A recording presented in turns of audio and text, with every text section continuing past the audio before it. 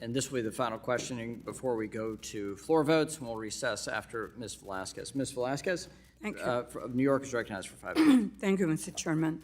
Mr. Kim, Ms. Manu, can you tell us how far back these issues date and why employees didn't feel comfortable reporting them earlier? As we explain in our report, these issues are longstanding.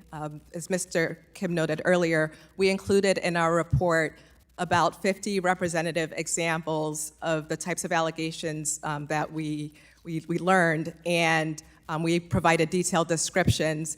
And even among those representative examples, you have some allegations going back as far back as the late 1980s and going on. Okay, thanks. And do these reports become greater over time or less towards today?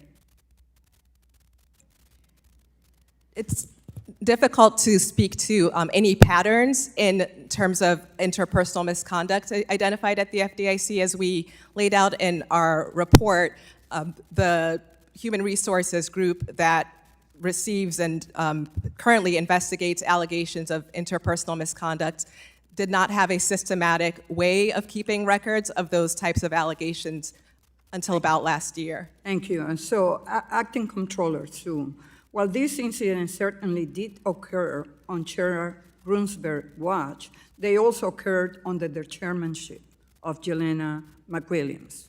Is that correct? That's my understanding, yes. Mr. Kim and Ms. Manu, your report states that over 500 people who reported allegations of misconduct are disproportionately women and people from underrepresented groups.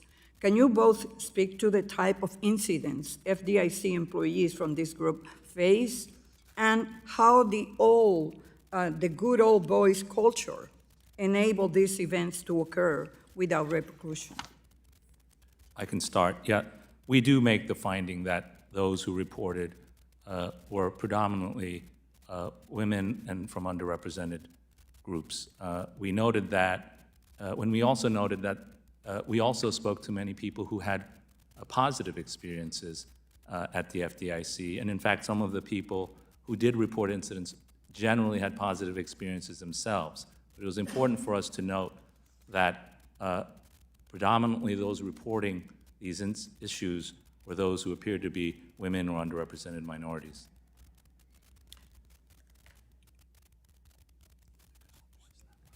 So, can you talk about the good old boy network?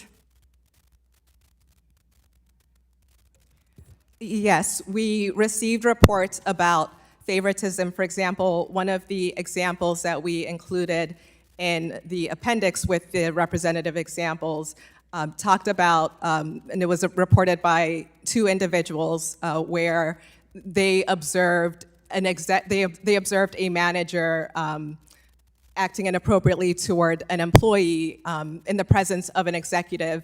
And in that situation, the executive asked the employee who had been yelled at and had been the subject of the abuse to apologize and did not say anything to the manager. And one of the people who reported to us observed that this was based on the personal relationship that the executive had with that manager, and to that individual was an example of the Good Old Boys Network. So how do we break up this culture? Cultural and structural transformation, we think, are important because, as we've explained, these issues are longstanding. There have been previous efforts to bring about culture change at the FDIC. We believe that in part because these issues have continued to persist, that those efforts have been ineffective. And so our recommendations, including the appointment of a monitor to oversee the FDIC's work going forward, are intended to bring about change. Thank you.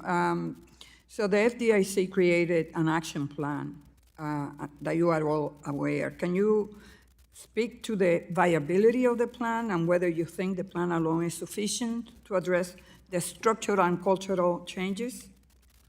As we noted in the report, the action plan does contain proposed actions that overlap with our recommendations. And so obviously both were seeking to address a similar or same issue. However, we had some additional recommendations that we believed were important. As Ms. Manu mentioned, very important to us was an appointment of a transformation monitor who could monitor and audit the steps that were being taken, and that this person be, or the monitor be independent and have the necessary resources. Also, we recommended the retention of an external expert who is expert in these areas. And then importantly, we had a recommendation that the review process be conducted by a group that is independent.